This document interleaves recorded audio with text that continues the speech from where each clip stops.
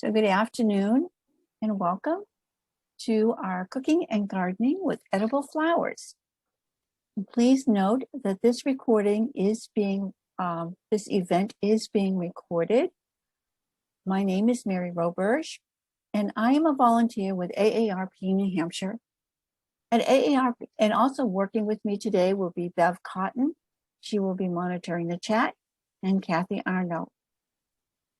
At AARP, we have been promoting the health and the well-being of older Americans for over 60 years. As the pandemic continues, AARP is providing information, advocacy, and resources to help older adults and those caring for them protect themselves from the virus, prevent it from spreading to others, and cope with the health problems and financial disruptions that are caused by the virus. Additionally, we are striving to bring you informative, innovative, and fun virtual events like today's cooking demonstration as a means of connection and inclusion and a resource for healthy living. After today's session, you will also receive an email from AARP New Hampshire thanking you for your participation and providing you with additional healthy living resources. Our host for today is Chef Liz Barbour of Hollis, New Hampshire. She is known for she has built her cooking career in a variety of Boston's catering and restaurant settings. After starting her family, she re-entered the food world as a cooking instructor with Liz Barbour's Creative Feast. Her recipes and her teaching style connect her with her community, and Liz soon had a large following among her loyal students. If you have any questions during today's demonstration, please feel free to type them in the chat, and my fellow volunteer, Bev, will raise them with Liz throughout the program. Enjoy this session, everyone. And Liz, over to you. Hi, thank you so much. I really appreciate the invitation to join you all again. So welcome to my kitchen here in Hollis, New Hampshire, right in the heart of the village of Hollis. So it is a pleasure to come to you live. For today's program, we're talking about cooking and gardening with edible flowers. So I will be taking you on a slide presentation through my edible gardens. And then I'm going to demonstrate 2 recipes that you can prepare on your own. Before we get going, I'm just going to take you to my website so you can find the recipes, and then we'll get on with the show. So let me share this with you, and we're going to go right to my website. So here's my website. It's thecreativefeast.com. And you're welcome to look throughout the website to find lots of information, including my calendar, and you can see upcoming events. If you go to the recipe blog where it says food and fun, you'll see all kinds of recipes that you're welcome to try out. Now, one of the recipes we're doing today is the herb and edible flower summer rolls with hibiscus tea dipping sauce. So that is right here front and center. But as the time goes on, and if you come back tomorrow, there may be another recipe here. And what you can do is look on the recipe categories on the side here on the right-hand side. And if you go down and look for edible flowers, there you will find recipes specifically for edible flowers, which of course is the recipe, one of the recipes we're doing today. And then as we scroll down, you're going to see plenty of other recipes you might be interested to try. But the second recipe, oh, and look here, here's information on edible flowers in my garden. So if you don't want to take notes and you want a list of the edible flowers that I have in my garden, that's there as well. And then if we continue down, you'll find our second recipe, which is a no churn ice cream by one of my favorite chefs, Nigella Lawson. And in this recipe, I'm going to be, adding rose water to it as a flavoring. So plenty of ways to learn how to use edible flowers, and all of that information is here. So again, if you go to my recipe, the food and fun where it says recipe blog, and then go down the side where it says categories to edible flowers, that's where you're going to find your recipes that I'll be doing today. And of course, if you stumble upon other recipes along the way, I know you'll have a good time. You'll enjoy those. So let's get started. I'm going to show you my slide presentation. So just to give you just a brief outline about my house is located right in the historic center of Hollis, New Hampshire. Some of you who have lived in the area for a while may recognize that this is the original house where Locke's Ice Cream used to stand right in the center of Hollis. So the ice cream stand has been gone since 1980, but we have been owners of this beautiful 1744 gambrel since 1999, and we have painted it from white to purple, so that's been exciting. And then of course we have added edible gardens, and those edible gardens have been featured in a variety of my programs throughout the year. So this program, we will be talking about the edible flowers. So I'm going to share that program with you right now. We're going to go through our slide presentation, and please feel free if you have any questions to go ahead and type them into the chat. So cooking and gardening with edible flowers, you know, this has been, the idea of using edible flowers in cooking has been around for centuries, because edible flowers do have color and flavor, and they actually have nutrients in them. So there's no reason why you can't be using them to dress up a salad, garnish an entree, or in the case of the rose water, you could learn how to distill your Rosa rugosas, which are those strong scented roses, to make your own rose water if you wanted, but you could certainly buy it at the grocery store. So there's lots of ways to be using edible flowers throughout your landscape. So this is my house, again, built in 1744. It's right on the road. And over you know, the past 20 some odd years, my goal has been to fill the property with edible plants combined along with the perennials, shrubs, things like that, so that they work together. And these days, I've been working really hard to find different plants that I can actually will supplement my diet. So that's been a lot of fun and nice to explore. But the combination of using edible flowers throughout the vegetable garden, for example, you can see in the front here, this is where I get the most consistent sun throughout the season. So I do a lot of my vegetable planting here, but also my edible flowers. Edible flowers are perennial flowers, annual flowers, herb flowers, many bulbs, their flowers are edible, and we'll go through some lists of that. But let's just take a little quick tour through here. So here you can see among the cabbages and the broccoli are my marigolds. Now, marigolds are an annual, they are edible. Not all edible flowers have a lot of flavor, so that's one thing to consider. I don't get disappointed when I'm using my edible flowers if they're not strongly flavored. Sometimes they're being used just for the beauty, but marigolds, for example, they do have a flavor to them.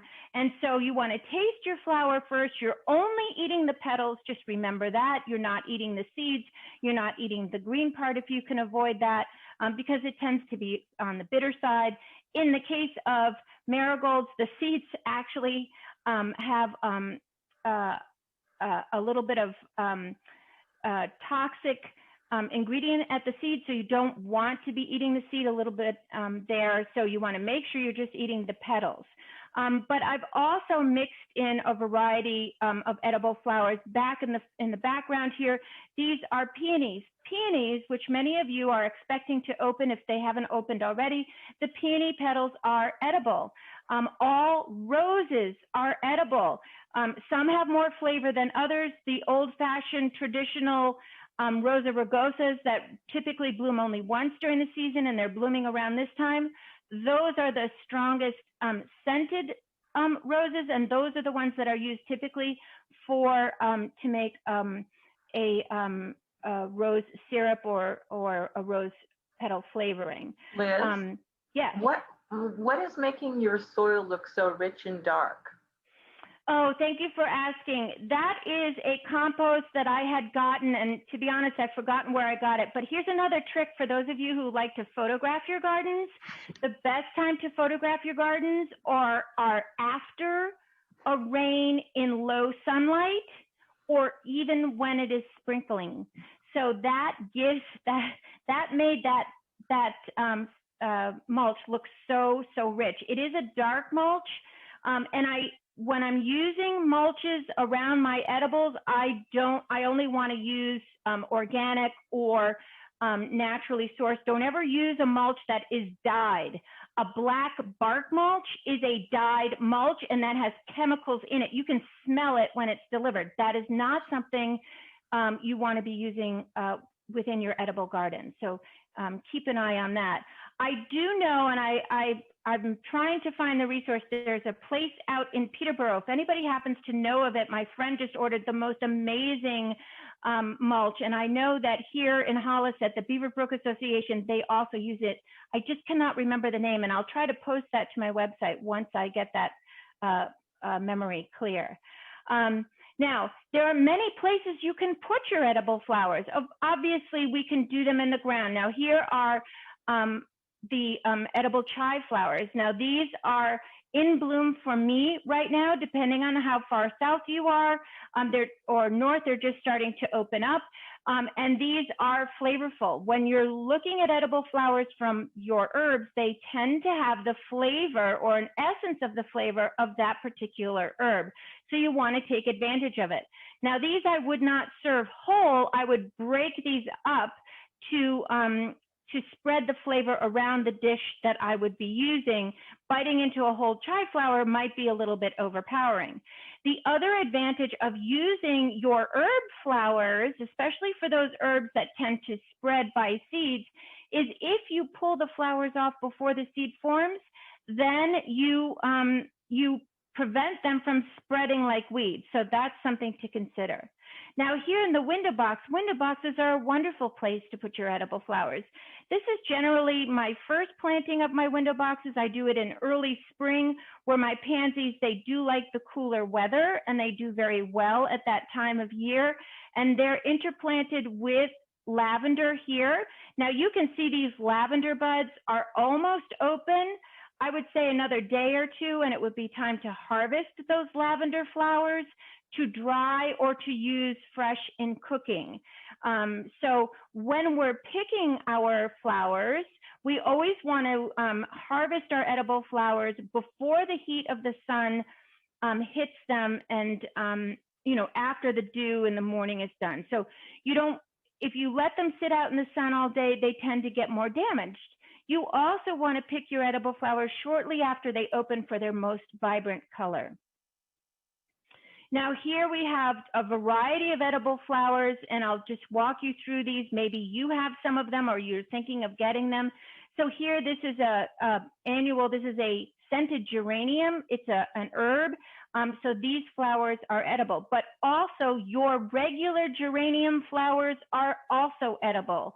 So know that all the different varieties of geraniums you might have, those flowers are wonderfully edible. Do they have a lot of flavor? It depends. In this case, this is a scented geranium, and it's an herb, so it does tend to have a little bit more flavor than the regular variety of geranium that you typically get for your window boxes. Roses, as I mentioned, all roses are edible. Those that are heavily scented will have more flavor to them. This is portulaca. That is also edible. I find that their petals are very delicate. So I always, if I'm going to use them, I'm going to use them right at the last minute and pop them into a salad or something to garnish. Here we have petunias. Petunias are edible. Okay, so again, we just want to be eating the petals, and you can see the white part in the center. Those you want to pick off because the white part tends to be a little bit on the bitter side. Now, these are begonias. There are a variety of begonias. These are the cut and come again begonias. They tend to have a very lemony flavor, and some of the leaves can be stiffer or they have the ability to be used for dipping. So that's something to consider is, what is the condition of the leaves that I'm using, how you'll use them. For this particular flower, I would just break off all of the petals and I would add them to a salad that I need to have that lemony flavor in there, and they would really do a wonderful job. This is Calendula. This is one of those common little flowers. It is related to marigold, but it does not have the flavor of marigold. This is often referred to as poor man's saffron. So there are a lot of different shades. And what's nice about Calendula is they will self-sow as well. And they're very easy to grow. And like any flowers, when you're dealing with annual edible flowers, you're going to pinch them off to get more growth, and then you'll have more growth throughout the season. Liz, are all begonias edible? So there's another type of begonia, and I can't think of the name of it. It's another one that we buy for annual plantings, and it's really tiny flower. I'm never quite sure if that one is edible, so I don't want to say yes, they're all edible. I also recommend to people that you always go to a reputable source to find out if a flower you're interested in is edible. Don't just start eating flowers, because that could cause you some problems. Is that also true of lavender? All lavender is edible, and I think it's the New Guinea. Am I saying it right? The New Guinea begonias, I think, that are not edible, but then sometimes I've read they are. So I always try to look for 3 or 4 sources if I have a question. So that's something to do, and to take it upon yourself, to double check and make sure. Okay. So here we have one of my favorite herb flowers. This is bee balm. It is in the mint family. Some of you may have it and you notice that it does have a spreading habit, but I like to plant it in part sun areas where other flowers don't necessarily thrive. They seem to do very well. The petals on these flowers are beautiful and flavorful. They're lemony, minty combination. You can also use the leaves for making tea. And if you use the flowers for making tea, that tea will have that pinkish or purplish hue to it when you do cook that up. The other thing is that I often will dry my edible flower petals. That's how I have, I do roses, I do the bee balm, I do lavender, and then I mix all them together and make an edible flower tea. But you can also steep these in water fresh. You'll need to use more, and you'll also want to steep it a little bit longer. So typically an herb tea is steeped between 5 and 10 minutes, whereas a green tea or a black tea is between 3, 4, maybe 5 minutes. So an herb tea and an herb flower tea tends to take longer. But you could dry these petals and mix them with your black tea or your green tea to make your own self-blended teas. So that's a lot of fun to play with. Now here we have, again, as I mentioned to you before, all roses are edible. So here we have our rose petals. Now, if you want to go ahead and be a purist, you're going to cut off this little white part here on the rose petals. I don't always do that. It depends on how I'm using them. Do I think that will overpower the flavor? Not always. Tulip petals are edible. That is one of my earliest spring edible flowers, and I love their form, and I do like to chop them up into my early spring salads. And then we have yep. Somebody asking that you had some purple spiky flowers in your bee balm patch, and they were wondering what that was. That is that another bee balm? No, it's not. That is I believe that's an astilbe. Okay. No, I apologize. This is Speedwell. Oh, and it is not edible. Okay. And is there any book for beginners on edible flowers, especially someone moving from a different region? I don't know of one specific book about that. In my cookbook, Beautifully Delicious Cooking with Herbs and Edible Flowers, I just mentioned what flowers are edible in my gardens. But again, there are wonderful resources out there. You could certainly check with the garden extension area in your area. They will have the best list for you because, of course, they are locally based. So I would check with that. So the New Hampshire extension would be a good place to check if you're new to New Hampshire. And then here's a beautiful peony. This happens to be a tree peony. All peony flowers are edible. If you've ever had a white peony tea, that's made with peony petals. They don't have a lot of scent, but they really are quite stunning. Now here's a nice mix of different rose petals all chopped up and mixed together so you can make a flower confetti. And over here we have some dianthus here. So dianthus is edible, both the perennial and the annual form. And of course, more rose petals there.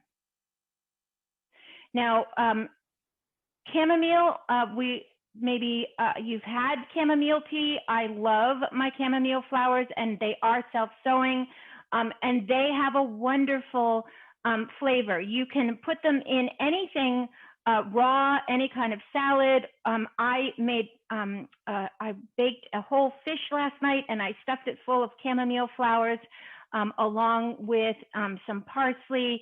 So it really scented up that fish with the chamomile, which was wonderful. Chamomile, you can make tea with the chamomile fresh or dried. And I love to dry these flowers. I do have drying racks. So I'll show you those in a few slides. And they are a wonderful flower to have around to use for teas and things like that.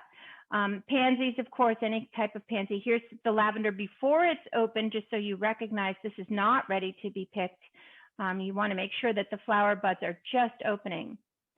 Also, we have fruits, trees and shrubs that their flowers are edible. So if you have a peach tree, your peach tree blossoms are edible. This is elderberry. You may have had deep fried elderberry fritters. They have a beautiful umbrella-like format, heavily scented elderberry syrup, elderberry cordial. Elderberries are all the rage right now. We have some amazing native plants that you can find, and they're easy to grow. They grow in part sun, so they can work in all different kinds of environments for you. And of course, for every time you pick one of these beautiful flower heads, you're just going to have that number of less of the elderberries themselves. So you want to keep that in mind. I find that I can harvest both the flowers and the berries later in the season. The flowers do dry beautifully, but if I'm going to make an herbal syrup to put in a cocktail, these have such a wonderful scent. So your lilacs are edible. Your elderberry flowers are edible. Your lavender flowers are edible. These are all wonderful to make simple syrups from. So if you go to my website where it says herb syrup, and it is in the edible flower section, you will see a recipe there that you can use and just substitute your different flowers for. Here's a nice little basket full of edible flowers. You see the celosia here. The celosia leaves and the flowers are edible. So you may want to experiment with that. Here we have this beautiful little white flower. That's from garlic chive. That's later in the season. Regular chives are early, so you might want to do different plantings of different flowers in the same family. Anything in the onion family, those flowers are going to be edible. If you consider the globe, what is it? It just escaped my mind. They're blooming right now. You plant these in the fall. The big, they're in the onion family. Oh my gosh, it's completely escaped me. Anyway, The larger the flower head is, the more bitter those flowers are within the onion family. So the chive is going to be more chive flavored without being as bitter. And then these, the larger ones are going to be a little bit on the bitter side, but if you break those up, they're going to look beautiful in your salads and things like that. This is the Anise Hyssopyr. It's a licorice flavor, so you may enjoy that. Again, the bee balm, and then hibiscus. If you have hibiscus flowers, whether they're perennial or annual, those petals are edible. And so they make a wonderful cup. If you were to take out the center part, you could fill that with ice cream and present that in a bowl, and it would be quite delicious and beautiful at the same time. Now remember, yeah? Our folks are wondering if you were referring to allium. Thank you. I need somebody to help me there. The allium, I just couldn't think of it. So yes, the allium, those big globe alliums, those just don't, to me, they don't taste that great. Are they edible? Yes. Are they safe to garnish with? Yes. But would I add them to a salad? Not necessarily. So taste these first before you go adding them. I'm going to show you. Yep. What about, folks are asking, what about azalea and rhododendron, where they're all in bloom right now? So those are not. No. And no. What about once you've dried these blossoms, do they retain their flavor, or are they meant to be used fresh? It depends on, are they flavored when you dry them? So like rose petals will maintain that because they're maintaining the oils of that is the scent, right?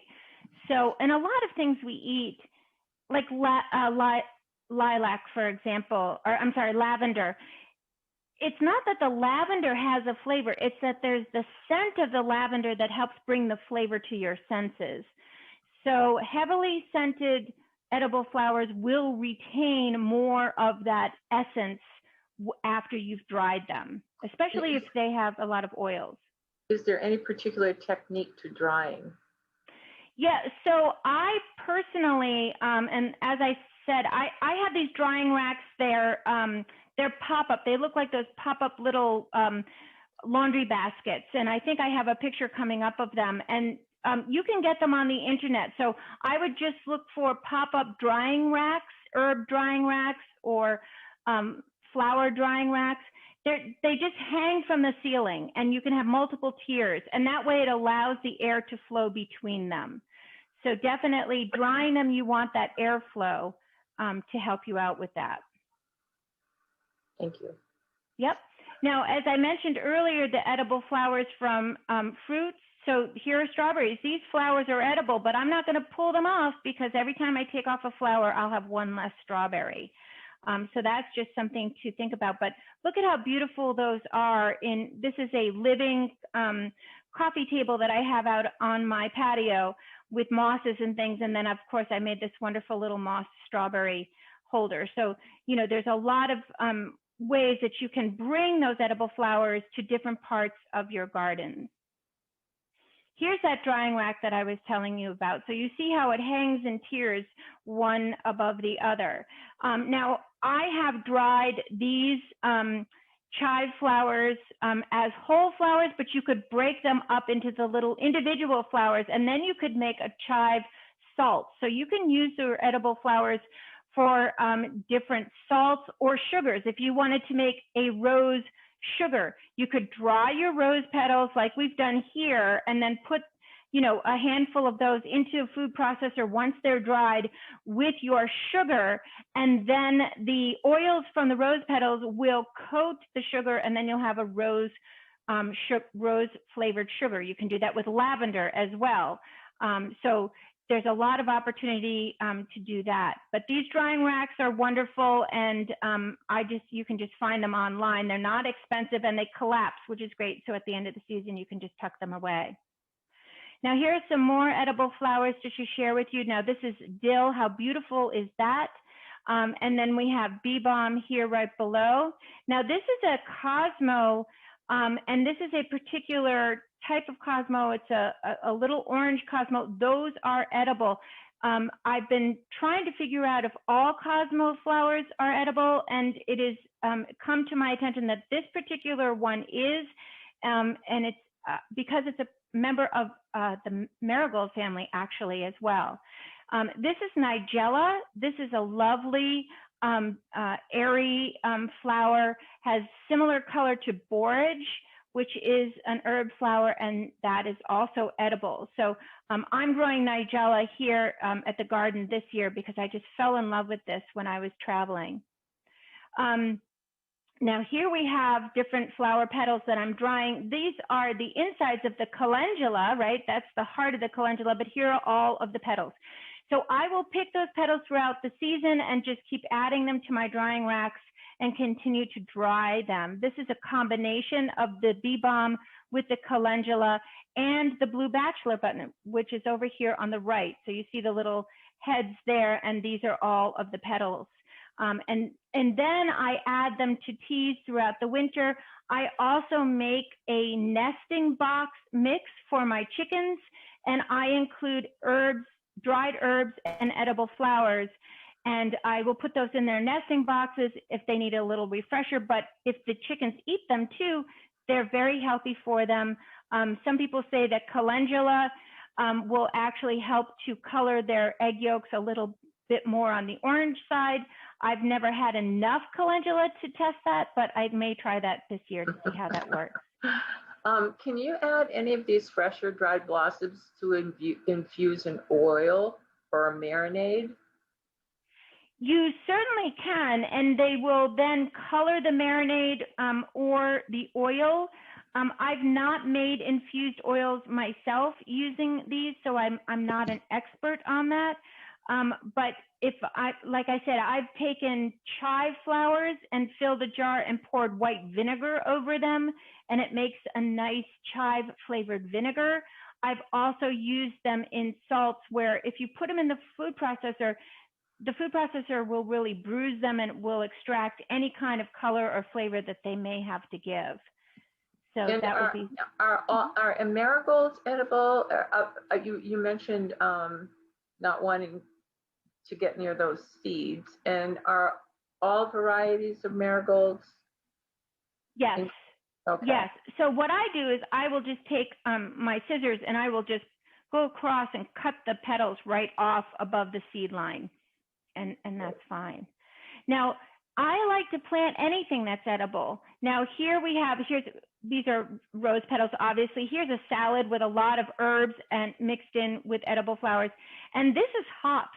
Hops are the flower of the plant that is used in beer making, but they are a beautiful flower and a beautiful vine. So I'm actually working on that vine to grow up over my chicken coop because it is so pretty.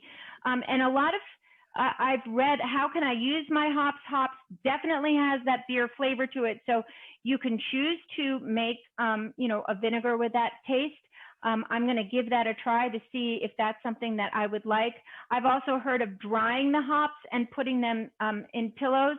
And while it did smell and it's antibacterial, it was very loud when I was sleeping because of the dried hops. So I don't think I'll be doing that again. And my husband did kick me out when he said, okay, I love hoppy beer, but that hop pillow has got to go. So I try things, you could try things.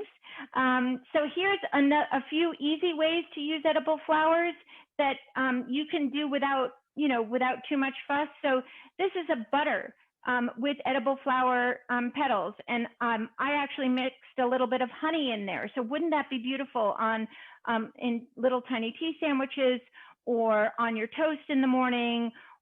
But you can also freeze it. If you freeze your edible flowers in butter, they will be bright and vibrant when you take that butter out of the freezer and put it on a fish fillet or a steak or something like that. This is the ice cream that we're going to make today. So I'm going to show you how to do that pretty quickly. Here it is, my flowers mixed in with a beautiful watermelon salad. This is one featured in my cookbook. And the recipe is also on the website. So that's under edible flowers as well. Here, I taught a class last year where I made, I added flowers to my bread dough and just wove that into the bread dough. And boy, was that beautiful. cutting into those slices of bread. So this is a challah made with edible flowers mixed in. And then here is just a close-up. When you look at the petals individually, they're just so stunning. And then here's a borage petal. We have a little bit of dianthus here, some chamomile, and of course our elderberry. So lots of beautiful flowers that you can be using. Here is the rimmed glasses for cocktails. So this is a salted rim, and it's got calendula and marigold in it. And so that made a really wonderful salt rim for my margarita. And then here, these are bachelor buttons that I chopped up really, really fine, and I made a little decoration here. You can add them to sugar or just use them alone. But here is my edible flowers. We have a violet, and then this is geranium. So how beautiful is that geranium? And then there's also a recipe in my book for edible flower confetti cake. So you can mix edible flowers in with your cake batter, and you have a beautiful flower infused cake. And that's it. So just a few ideas for you to check out. There's more information on the website. You can also check through there to see the list of flowers and things like that. And there's plenty for you to look at if you want to see pictures of the garden and my edible flowers. But we have to get right to our cooking. So I'm going to spend more time on my first recipe because the last one will go very quickly. So just to give you an idea, these are the edible flowers that are in my garden right now. My garden seems to be a little bit slow to wake up, so we'll be using those throughout the program. I'm also going to grab some herbs that I pulled from the garden because we are making what I call a summer roll, but you could call it a spring roll, but this is with rice paper. And so to get started though, I want to make a sauce, a dipping sauce. So we're going to be using our edible flowers for that. So this dipping sauce is going to have a vinegar base with sugar. So this is quite delicious. So here I'm using rice vinegar, but you could use a white vinegar if you like. Again, the recipe is on the website. So I have about a cup of that. I'm going to be using about 1/3 of a cup of sugar. And then, whoops, let's get all of that out. And then we're going to be using a little bit of crushed red pepper. Depending on how spicy you want, you can go from 1/4 teaspoon to 1/2 teaspoon. And then I'm just going to set this over on the stove. It's just going to simmer until the sugar has melted. And then we'll take that off. And then what we're going to do is I'm going to steep edible flower tea in that. So the tea that I have, this is a hibiscus flour tea, which will have a very lemony flavor, but it will also turn my dipping sauce this amazing red color. So when you're using, there are plenty of teas out there that are flower infused that you could be using. Jasmine, for example, is a flower. And so you can be using a jasmine tea if you like in this recipe. You can use a little bit lavender if you prefer. I'm going to use the hibiscus. You can even, if you just have regular tea bags that you've gotten at the grocery store, they can infuse this as well with different flavors that you might like. A smoky tea would be amazing. So one of my favorite tea places is here in Brookline, the Cozy Tea Cart. So she has amazing tea blends. So here, what I'm gonna do is once this comes to a simmer and the sugar has melted, I'm just gonna add my tea to it and let this cool down. The cooling time will allow this to be infused in the hot water and then to flavor that dipping sauce. And that's how easy that dipping sauce is. So we're gonna set that aside, and then we're gonna go to our, the second part of the recipe. So that is for these summer rolls. So what we wanna do is get our ingredients mixed. So basically we're going to take a bowl, and you can use a variety of vegetables in this. And it's just it's like it's like a roll up is what it is. So you can decide how am I going to, what am I going to use? In the recipe, it calls for thinly shaved cabbage, but I'm going ahead and I have some zucchini. So I'm going to use that. I might as well do all of it because I know we're going to eat all of this. And then we have some carrot that is shaved. So I'm going to add some carrot. You can add as much or as little as you like of that. And then I'm going to be using, this is, let me just check on my mixture here. So this is snow peas that I have sliced very thin to make them easy to eat. They are raw, so they'll give a little bit of a crunch to this. All right. And then, because I want to add some protein to it, I'm going to add, I just smoked a turkey. So I thought, oh, I'll just add some smoked turkey. But if you had cooked chicken or shrimp that's cooked, you could add that as well. And then we're going to start getting our herbs ready. Okay, so let me get that all straightened out.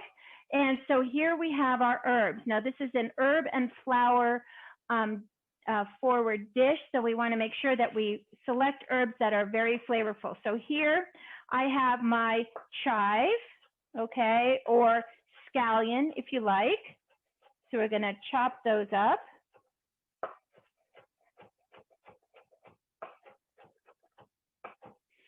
Okay, and then we're going to add some mint.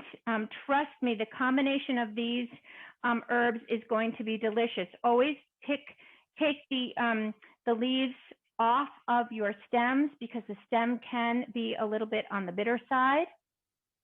So we're going to do that. Do you ever distill your flowers? That was a question for a spray was one of our I have not. But you could certainly do that. I am not, I use my herbs mostly for culinary purposes, but distilling would be wonderful, especially if you are doing it as a flavoring, like you could make your own distilled rose water if you wanted to. But there's, and now I can't remember the name of the herbalist she's in Lee, New Hampshire, I believe. She really does an amazing job. We have a lot of herb places in New Hampshire where they really focus on the art of herbs and even edible flowers and how to use them in tinctures and distilled things, items. So that's something to look into, and it really is an art form. And I know here at Beaverbrook, they actually have an herbalist who does that as well. Now here I've got my basil leaves. I've layered them on top of each other, and I'm just going to slice them across. This is called a chiffonade. I do this with my basil leaves because chopping up your basil leaves can damage them and turn them black. So this will keep this nice and fresh. So cut them nice and thin into these tiny little thin strips. And then I'm just going to chop my mint. Now we've got our sugar has melted in our pan. So it's time to go ahead and add our hibiscus leaves into that hot vinegar with sugar. And you can see already the color is shifting to a lovely light pink. I'm going to let that sit there and cool down while we finish up the rest of the demonstration, and then I will strain that out and we'll use that for our dipping sauce. Now I'm going to go ahead. Did you have a question? Yeah, what is the best way to wash herb leaves? So I will, when you wash your herbs, make sure that you wash them and dry them thoroughly. So if you're going to wash them ahead of time, you definitely want to run them either under cold water, or sometimes I'll fill a bowl like this with ice cold water and just, you know, put the herbs in and let the sand drop down to the bottom. And then you can dry them in like a salad spinner, or you can lay out a cotton towel, lay your herbs out on that and roll it up, and that will help them to dry as well. So that would be the best way. You do not want to put herbs into your, and store them in the refrigerator wet, because then they will get mushy really fast. They'll deteriorate pretty quickly.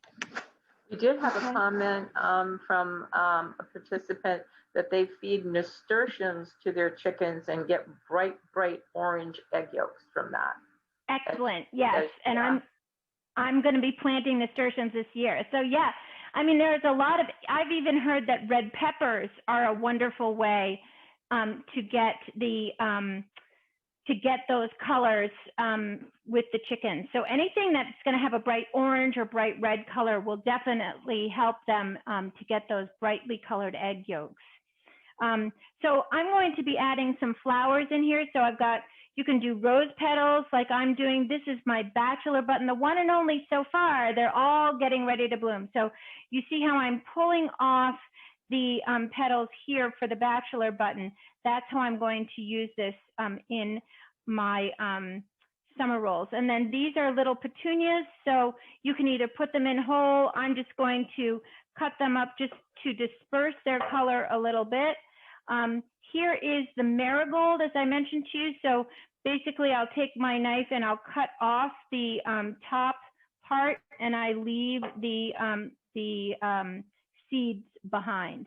Okay, so we're going to do that. And then we have our little violets or, you know, tiny pansies, Johnny jump ups, whatever you want to call them. And you can pull that green part off. Or oftentimes I'll just leave it because it's so small, it doesn't really bother me.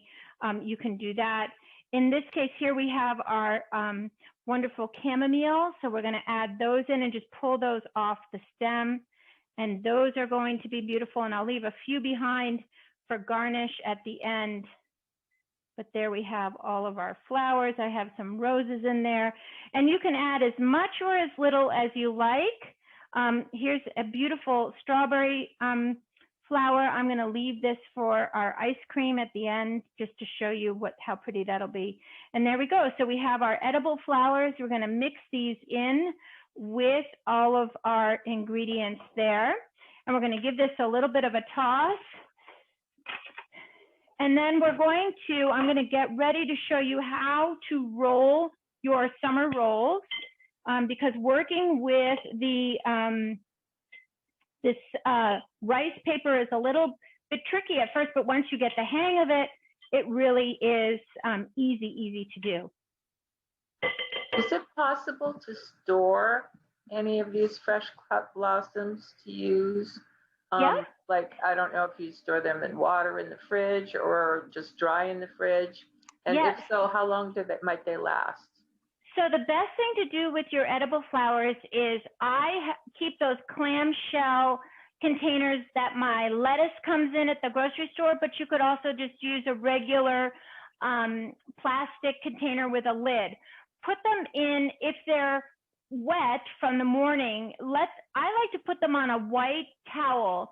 And if there are any bugs, the bugs tend to crawl right off the white towel, which is kind of nice. And then you just want to pat them dry very gently. Store them dry. You could put them in layers with just a paper towel between the layers, but your edible flowers will last refrigerated, okay? So you want to take them off the stems. They'll last refrigerated for up to about 7 to 10 days, depending on the flower. A lot of times if I know I'm going to be entertaining and I want to have edible flowers and it's going to rain, I'll go out the day before it rains, pull all of my edible flowers, make sure they're clean and dry, and then store them in the refrigerator in those clamshells or in plastic containers. So they will last for quite a while. So that's really great to know, and you know, get used to that because you'll want to be using them all the time. The more rain that hits the flowers, the more damage they're going to be. So it's better to get them before it rains. Now, the last thing I'm going to use to add to my summer rolls is you can use rice noodles that have been cooked and cooled. I'm actually going to be using a Shirataki noodle. This is a yam-based noodle, so it's lower in carbohydrates. I love this product. There's more information on this on my website. So you don't want to use a lot at one time. I just use it in small amounts, and we're gonna go ahead and get this rolled up. I've got a question about lantana flowers and if they're edible or not. That I'm not familiar with. I don't typically have lantanas here at the house. So I usually, you know, I work with flowers that I keep at home. So that would be something to look up. Yeah. And there was again, also, yep. when we were talking about the different colors of egg yolk based on either the red peppers or the nasturtiums, someone asked if it impacted flavor. I haven't found that, but then again, you know, I know that some people say, oh, don't give your chickens, you know, like shrimp bodies, because then your eggs will taste like shrimp. Now I do that all the time and I haven't noticed it. So maybe there are some chicken keepers out there in our audience today who can lend their information about that. But I feed my chickens all kinds of food, and I just know that they're getting really excellent nutrition. And that is really my main goal, is to make sure that everything is nutritionally balanced and really the best that I can provide them. I do feed them a no soy diet,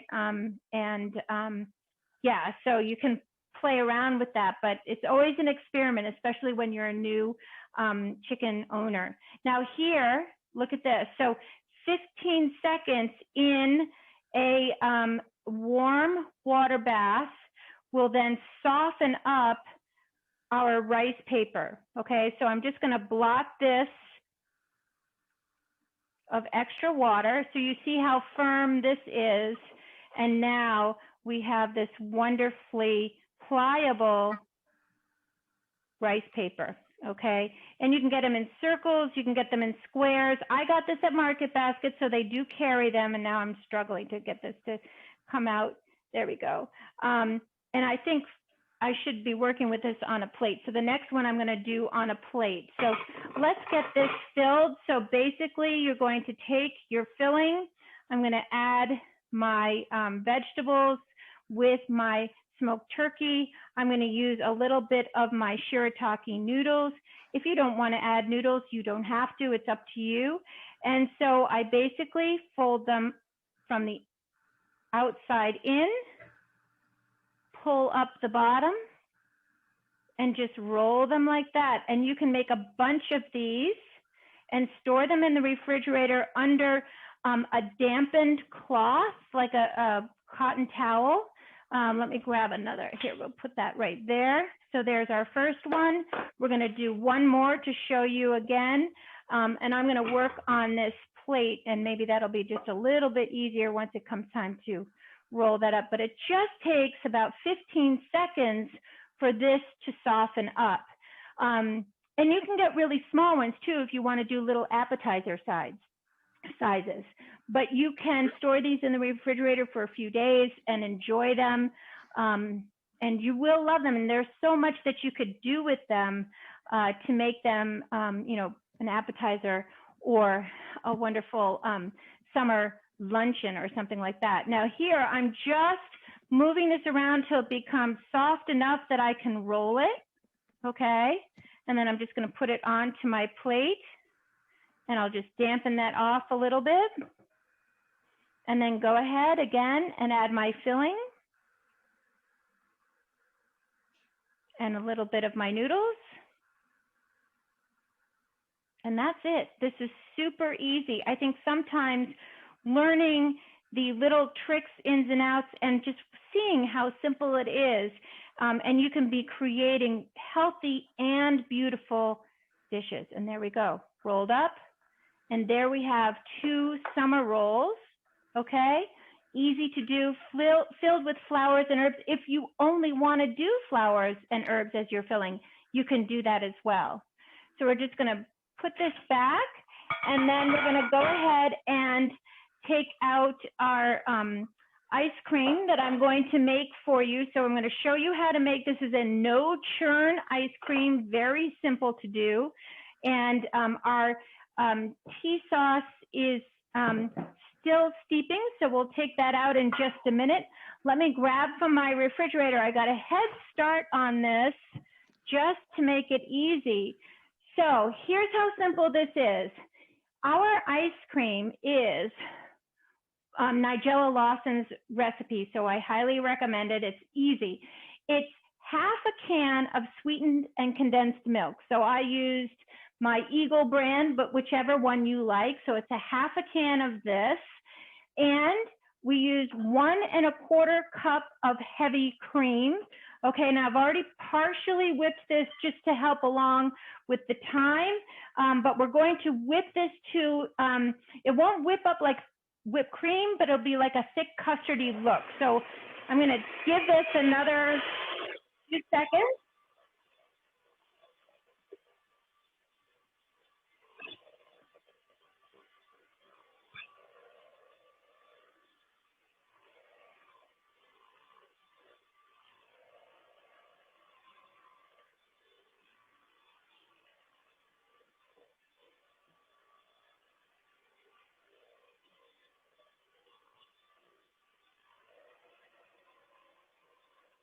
So what you can see is that this is becoming nice and fluffy. And so that's what I'm looking for. You're going to start to see trails moving through this. Folks are admiring your technique with the rice tortillas. So they want to know how long your practice lasted before you were so good at that. Wow. Hold on. So with the summer rolls, you mean? Yes. Yeah. So here's a secret. I haven't made these in over a year. And I was like, oh, this morning, I was like, soak it, roll it, that's it.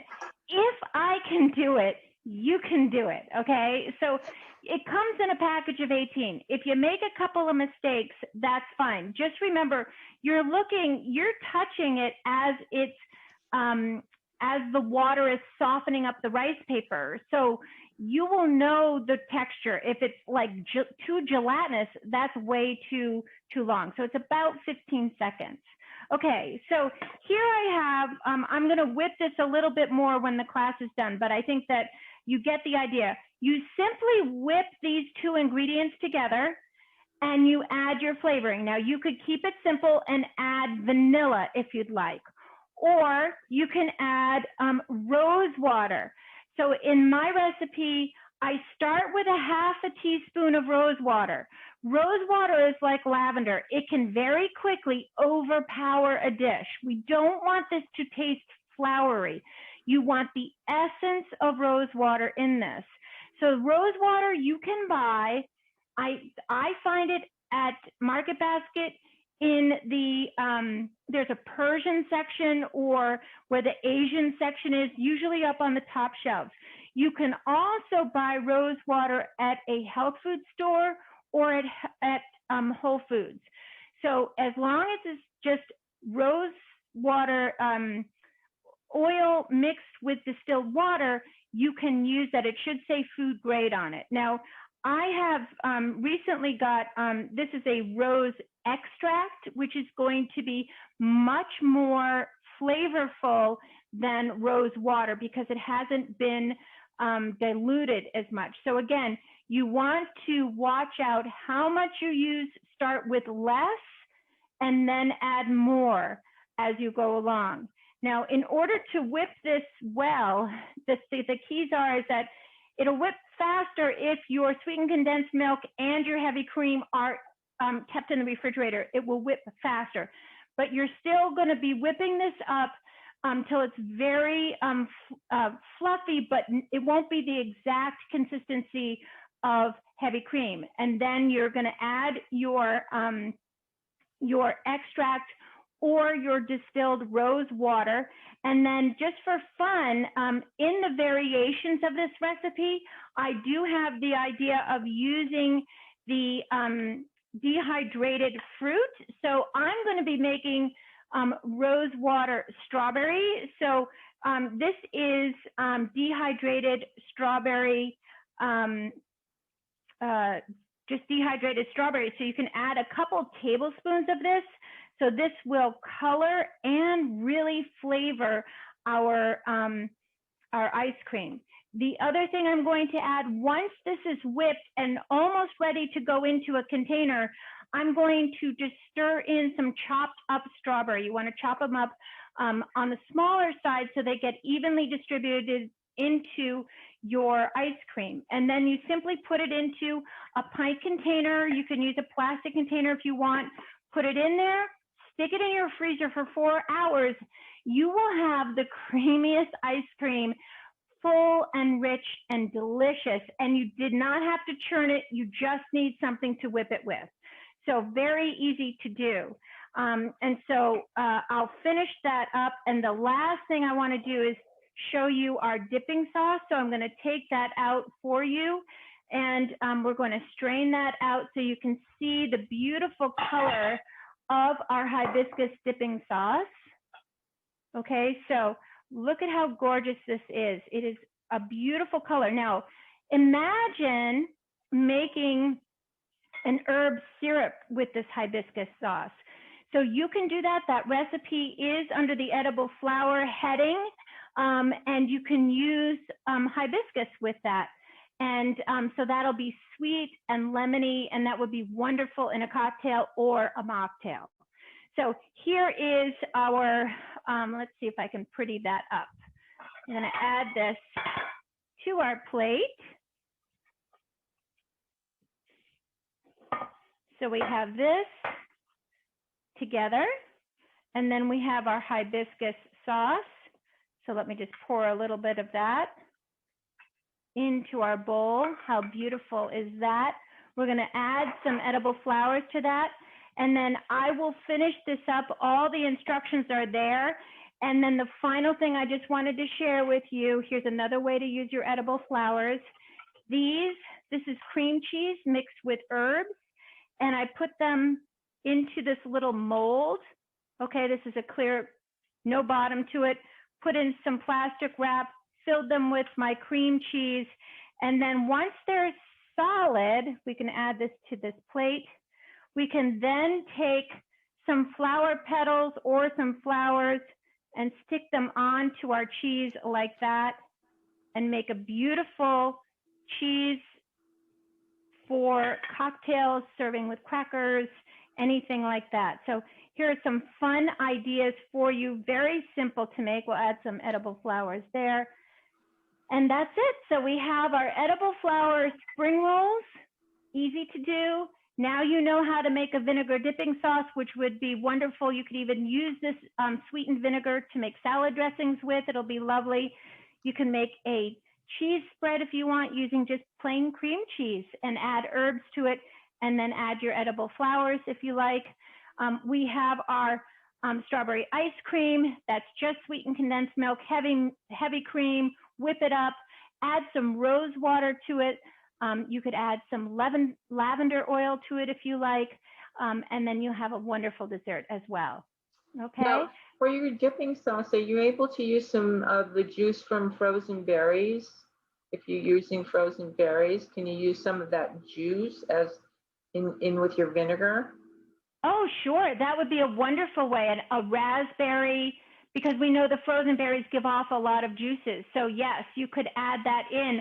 I would just, again, heat your vinegar with your sugar so that your sugar melts, and then add in that fruit juice. And someone also asked if you knew of any alternative to plastic film. There's a lot of folks that are a little environmentally conscious about the use of plastic, and it's kind of tough to... I mean, you could certainly just figure out a way to put it into this without, having it stick. So, or you could put it into the mold and put it in the refrigerator for a couple of hours, and then just take a hot knife around it and it'll pop right out. So you could do that as well. Or look, you could just form it in here, leave it in here, and decorate the top of it with edible flowers. That would be lovely too. So yeah. A lot of complimentary comments out here about what a wonderful presentation this has been. And that all of your programs, some of our folks have been more than once, have been stellar. So lots of praise and thank yous. Thank you so much. It's always a pleasure to have you join me here in my kitchen, and I'm looking forward to the next class. And in the meantime, I hope that you all enjoy this beautiful weather we're having and that you try the recipes. I think there'll be lots of fun for you. Wow, thank you, Liz. Those recipes are excellent for today because it's 91 degrees here in New Hampshire. Yeah, I'm definitely trying those out. that's right. I certainly learned a lot today. Today's cooking demonstration is just one of many upcoming virtual offered through AARP. And we hope you'll come back and join us for more. To learn about all of AARP New Hampshire's virtual offerings, including coffee and conversations, gentle yoga, educational webinars, and more cooking demonstrations, please visit www.aarp.org/nh. The next cooking demonstration with Liz will be Summer Soups, Sunshine Bowl, on Tuesday, June 22nd at 7 p.m. You can register for this on the AARP New Hampshire website. Thanks for joining us and have a wonderful rest of the day. Get cooking. Thank you, everybody. Thank you. Okay, very